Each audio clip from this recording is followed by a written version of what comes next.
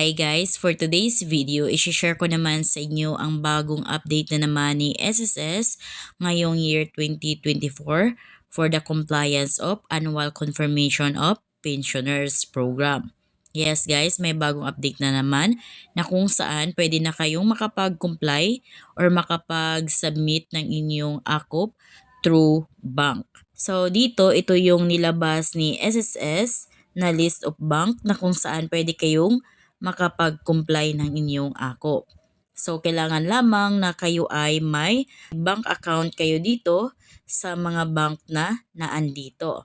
So, kung kayo ay may account dito sa mga bank na nilabas ni SSS, so isa kayo sa pwedeng makapag-comply ng AKOP dito. Pumunta lamang kayo sa mga bank na to at doon kayo mag-comply ng inyong AKOP. Hindi nyo na kailangan pang pumunta sa SSS branch para makapag-comply ng AKOP. So marami ng mga choices guys, marami ng mga options kung paano kayo makapag-comply ng SSS AKOP. So pwedeng email, pwedeng Viber, pwedeng sa mismong SSS branch at pwede sa mga bank na ito.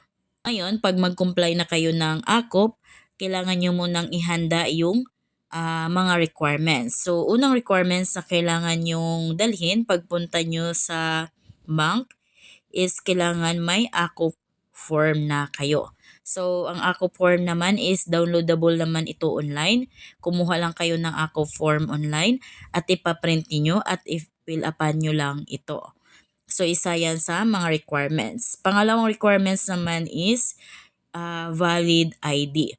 Dito naman, kung primary yung valid ID ninyo is kahit isang ID lamang is pwede na. Pero kung ito ay secondary IDs, kailangan dalawang secondary ID. Then, pag nahanda nyo na ang dalawang requirements na ito, pwede na kayong pumunta sa bank at ipasa nyo na itong requirements for your AKOP. Of course, bago kayo pupunta sa bank, kailangan naka-schedule kayo sa pag-comply ng inyong SSS AKOP. So kung kayo ay retirement at total disability pensioner, kailangan mag-comply kayo sa buwan ng kapanganakan ng pensioner. Kung kayo naman is death or survivor pensioner, kailangan naman mag-akop kayo sa buwan ng kapanganakan ng namatay na miyembro. Pag kayo naman is dependent children under guardianship, mag-comply naman kayo sa AKOP tuwing buwan ng kapanganakan ng miyembro or namatay na miyembro. So, yun lang yun guys, ang bagong update ni SSS for the AKOP program. So, kung kayo bago sa aking vlog, please consider to subscribe para updated kayo lagi sa mga videos ko. Thank you for watching!